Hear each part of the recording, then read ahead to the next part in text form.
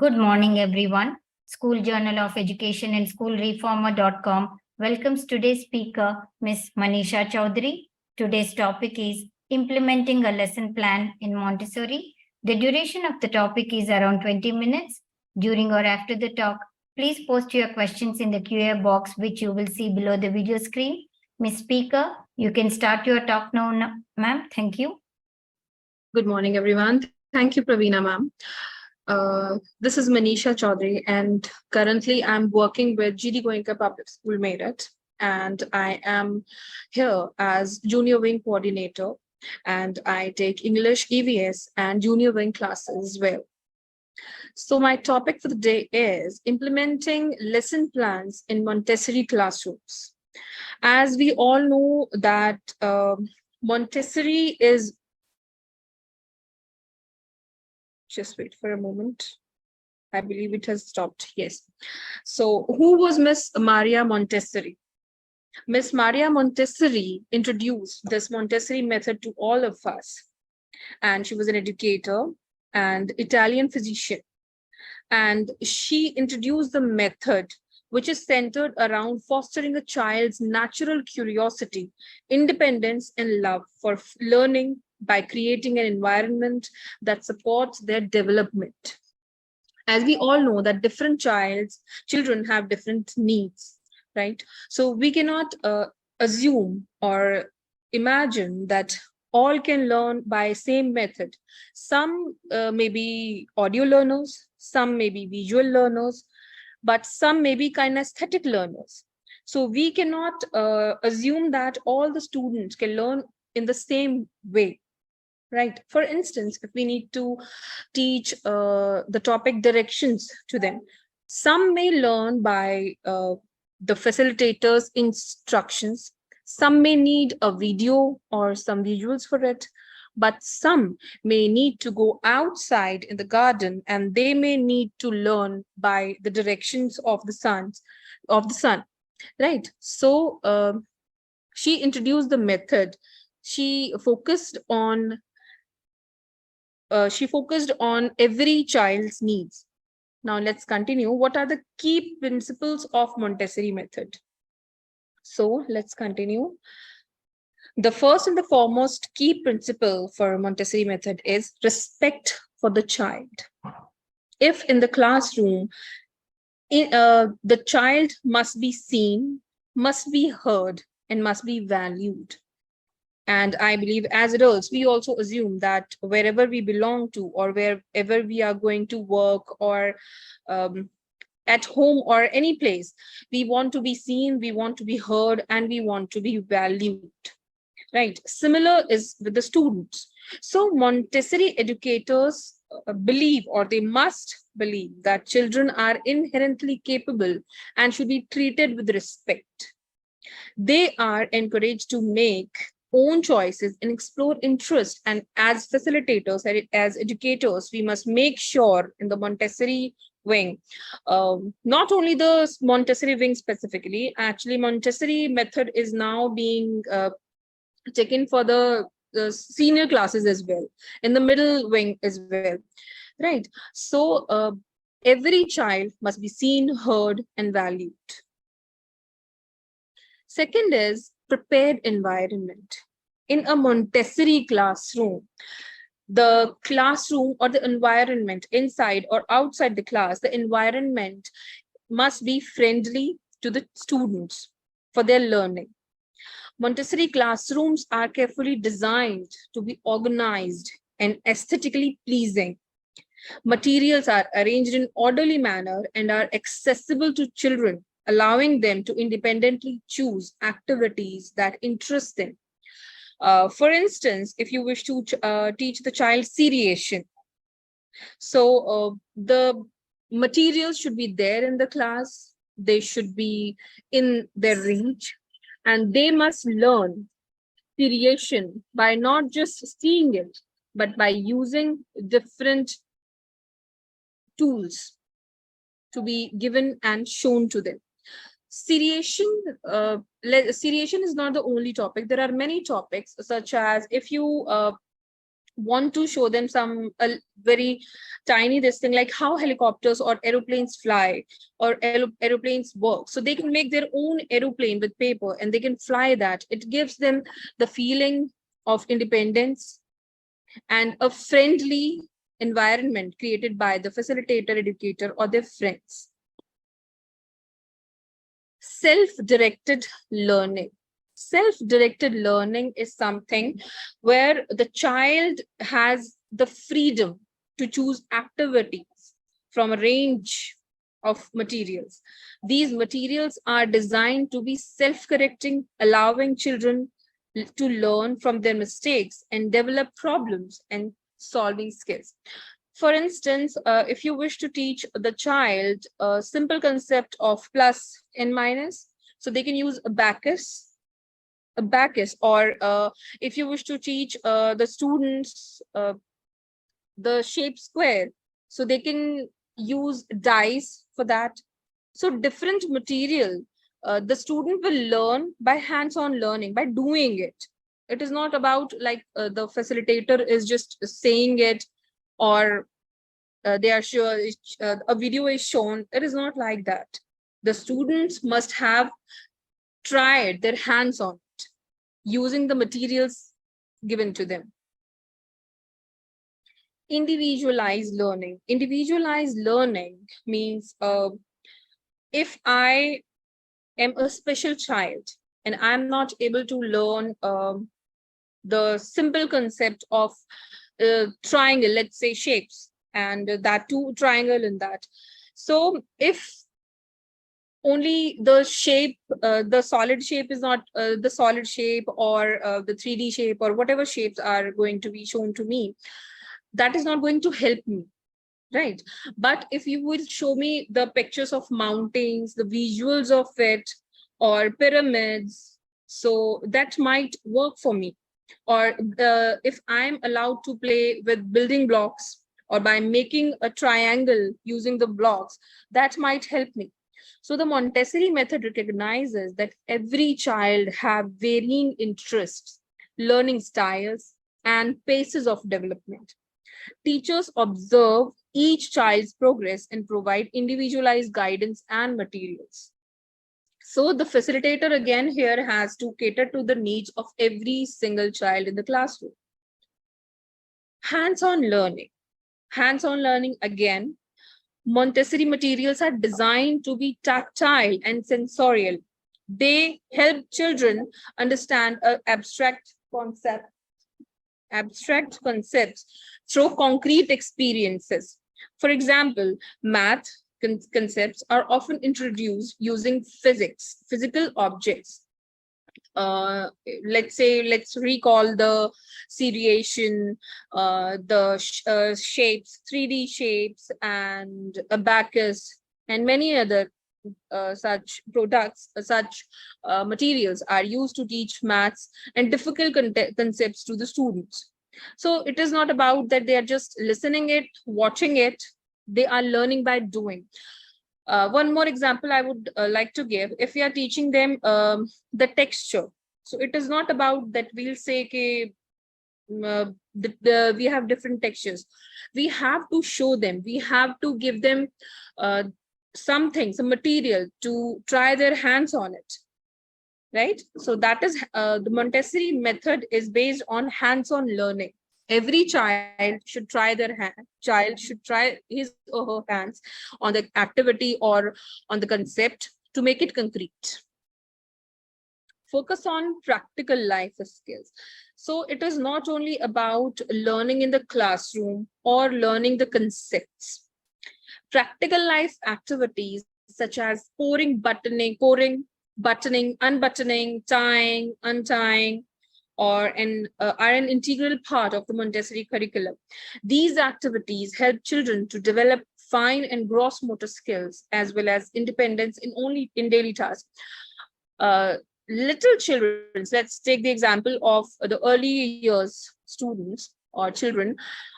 We ask them, we design the activities to teach them something, or to develop their pencil grips. We ask them to button and unbutton the shirts or a spare pair of shirts.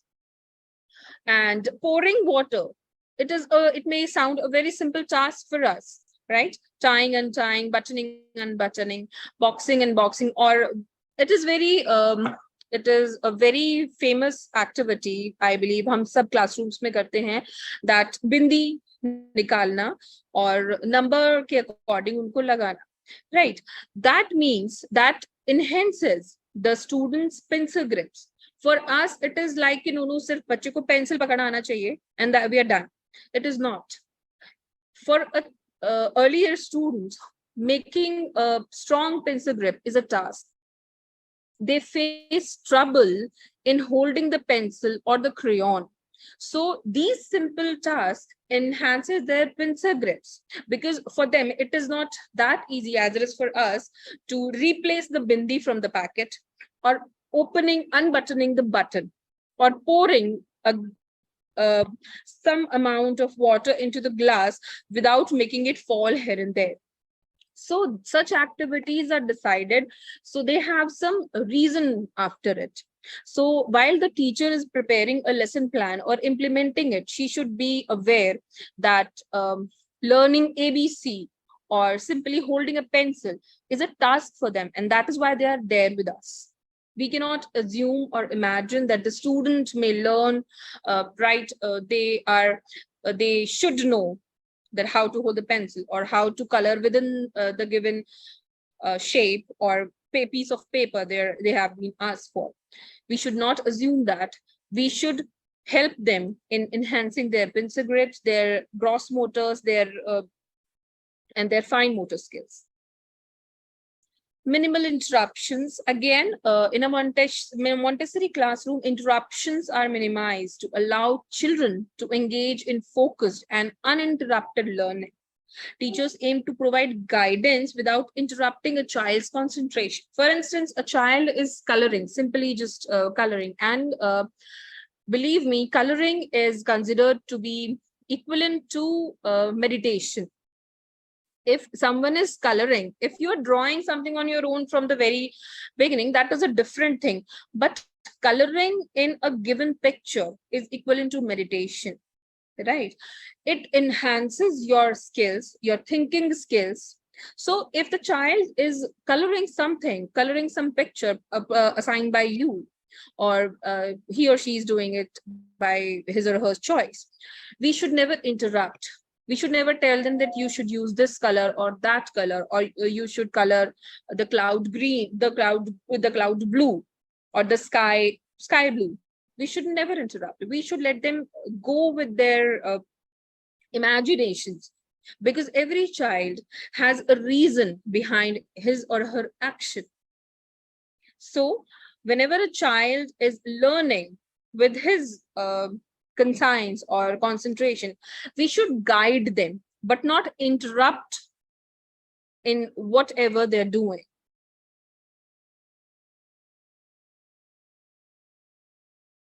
Observation and reflection. So Montessori teachers carefully observe children's behaviors and interactions with materials to gain insights to their developmental needs.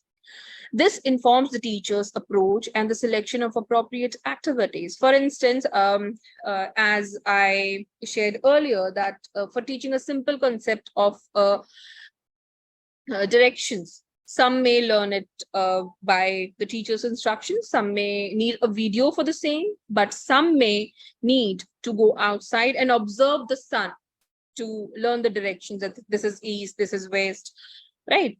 So the teacher has to concentrate on every child's progress, and then she has to approach and the selection and select the appropriate activities to bring the child at pace with other students. So the Montessori method here again concentrates or focuses on the development of all the students all together.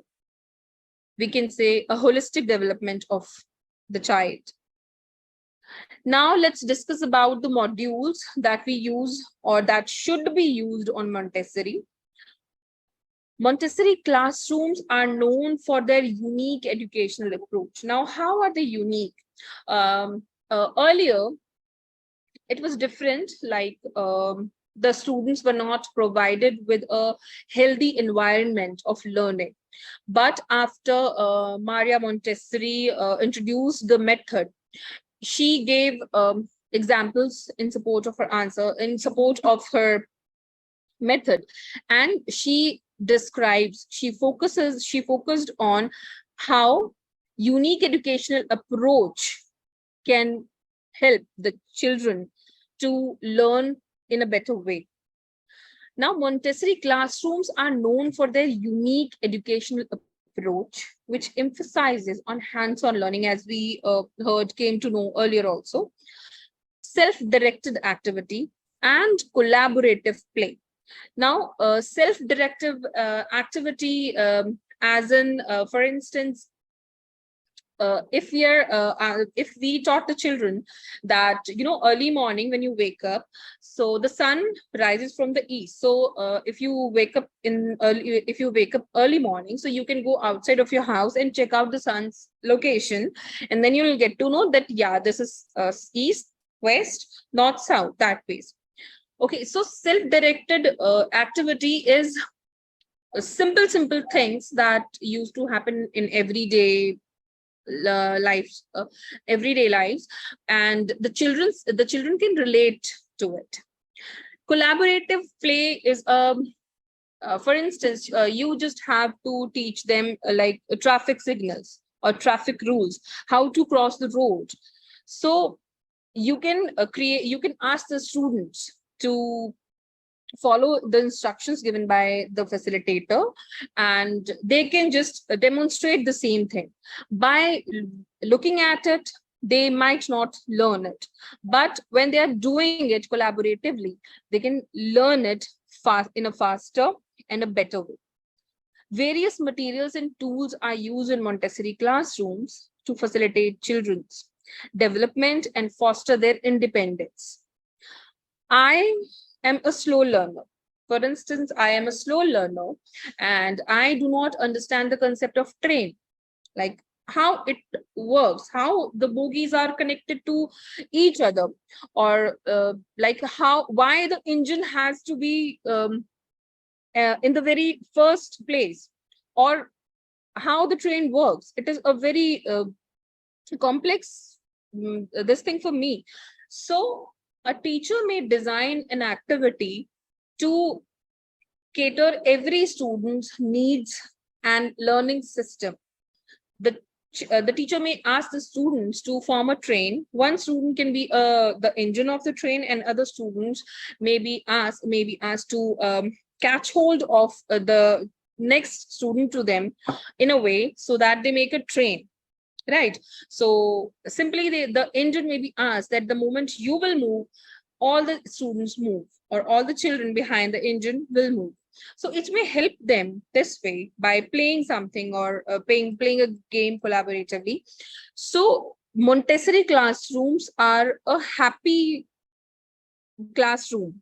Montessori classrooms are happy classrooms. And here are some common modules or materials used in Montessori classrooms. Let us discuss about the modules or materials used in Montessori classrooms.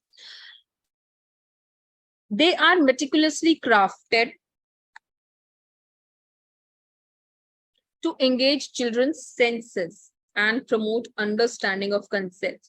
See, building blocks and these pink tars, cylinder blocks, and the binomial cube that is shown there. So materials are meticulously crafted to engage children's senses and promote understanding of concepts through concrete experiences. Some examples include the pink tar, as I said earlier, for the size discrimination. And we can use seriation tools also. The cylinder blocks for visual discrimination and coordination. And the binomial cube for algebraic thinking, and abacus, and many other tools are there for the students to learn in the Montessori wing. Sensorial method. What sensorial materials? Sensorial materials includes the material wherein the students can learn by touching, feeling, seeing, hearing the things to learn the concept. These materials are designed to refine the senses and help children discriminate between different qualities like size, shape, color, texture, taste, and sound. Examples include the brown stair, size and dimension discrimination, and the color tablets, color discrimination.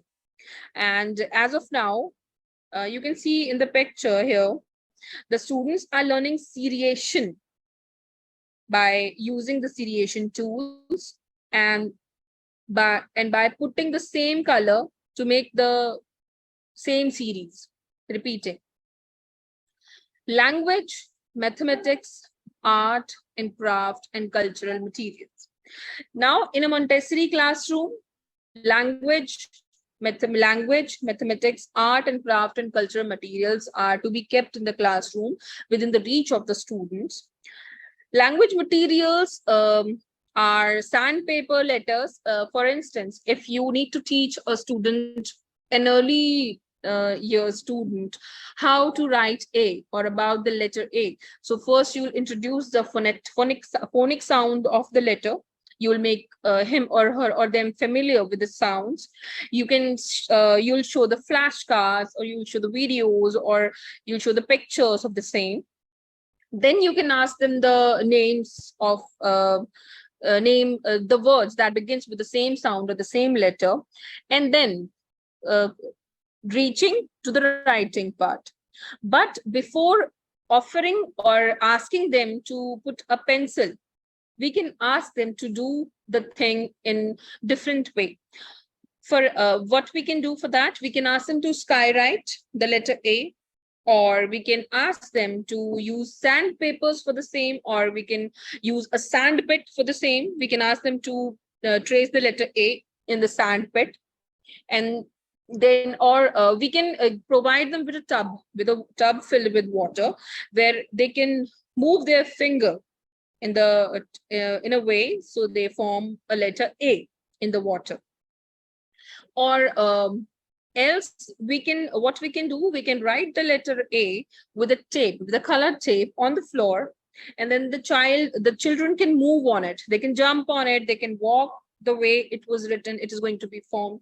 So there are many things for language materials. Here I have mentioned sandpaper letters, movable alphabets, of course, and language cards help children to learn letter sounds from words and eventually read and write. Right. So, for instance, if I want to teach them like how A and an all together makes the word an.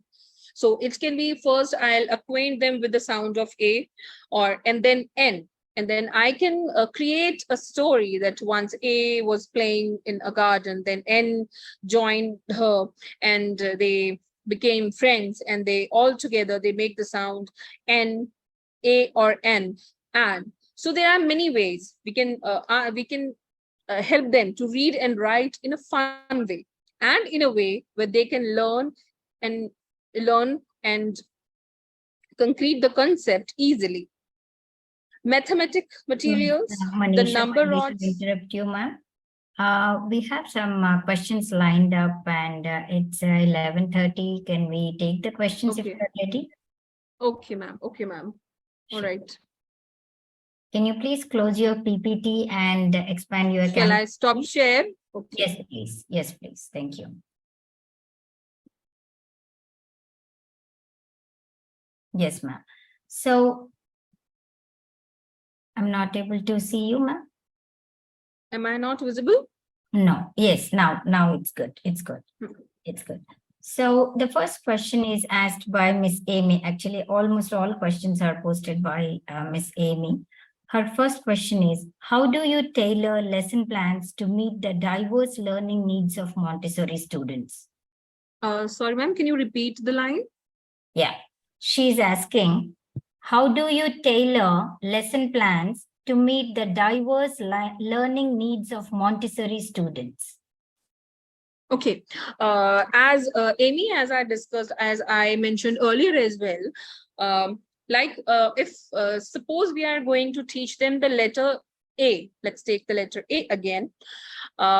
Some children might learn the sound and the formation of the letter by the teacher's instructions itself. But some may need a visual of the same, or some may again need some let's take some students are kinesthetic learners, so for them we need to add on things so that it can be easier for them. For instance, again I'll mention that I can take a tape and I can write or create the letter on the floor, and then they can walk on the letter in the way that the letter is going to be formed by putting arrows on the same. So there are different ways. First of all, we have to focus on their pencil grips, right?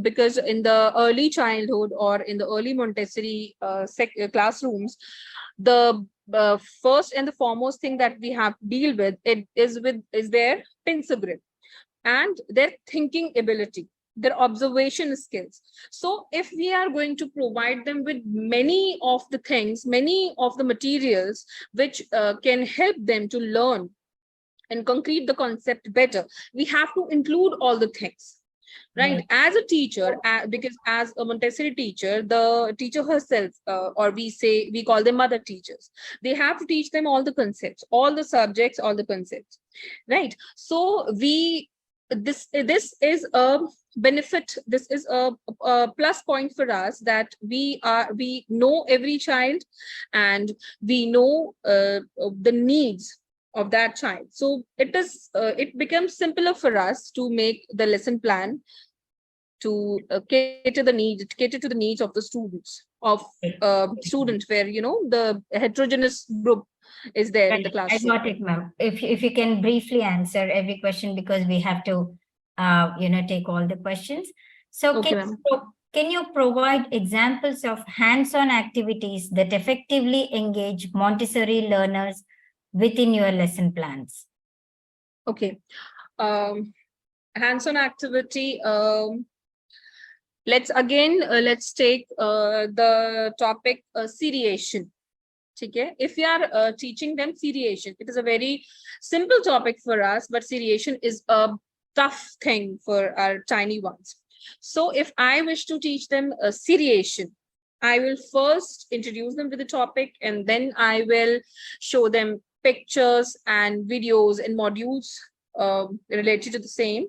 And then what can I do? I can provide them with the materials for seriation blocks, building blocks, or other seriation materials that are there in our classrooms. So the students, or simply the daily objects that they use, it can be their pencils, their crayons that they every time they use and they get smaller and smaller. So we can use all these things that they use every day in their everyday lives, and it can help them to learn in a better way. Okay. So what strategies do you use to foster independence and self-directed learning in your lesson plans, ma'am? It is hands-on learning and think, pair, share. Think, pair, share is and the snowball also. For the tiny ones, think, pair, share is in or the circle time also. In this method or strategy, what we do, we ask the children or student to make pairs and then think about the topic, and then they'll share whatever they have seen, whatever they have heard, or they have learned so far about the concepts. And this helps, it helps to every student to give individual responses and participate in the activity actively. And in the circle time, if we are sitting with the students, so you will talk in circle time. We used to make circles, and generally it is for life skill activities. And I can share my concept with them, what I want to tell them. It may be a story, or it may be something life skill related, something good or bad they should be aware of. So I may ask, if I may know, I will definitely ask, or every child can relate that topic to his or her daily life routine, and then they will definitely reply, or they will definitely participate in the activity. Okay, ma'am. Hmm. So what role do real life experiences and practical life skills play in your lesson plans? Real life experiences, ma'am. The thing is, if we want to teach them about what will happen if a house near you catches fire, we give them situations, right? And if we will not give them situations like this, might be we cannot assume that they are being taught the same concepts in their house, or their parents, their elders are teaching them or making them acquainted with the topics. We need to tell them everything that they can face, almost everything that they can face. For instance, like by giving situations: what will you do if a house near you catches fire? Will you stay at home? Whom will you call? Or should you touch the medicines that are there in your house, be it your mother or father?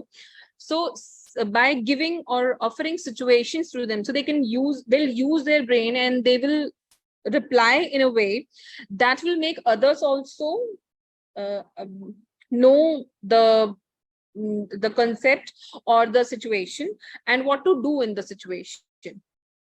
Right.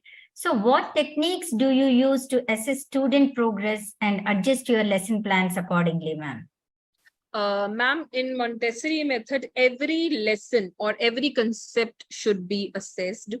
What do I do? For instance, if I need to teach them the concept of one, or the concept of big and small, so I'll prepare chart with me or a table with me, wherein I have to mention the observation, the understanding level of concepts, and a level of understanding the concepts and observation of the students, and like how the child performed there. I will keep it in prior with me, and after every activity or after every lesson, I will or I'm in a habit, I am used to use that table for the assessment of the students.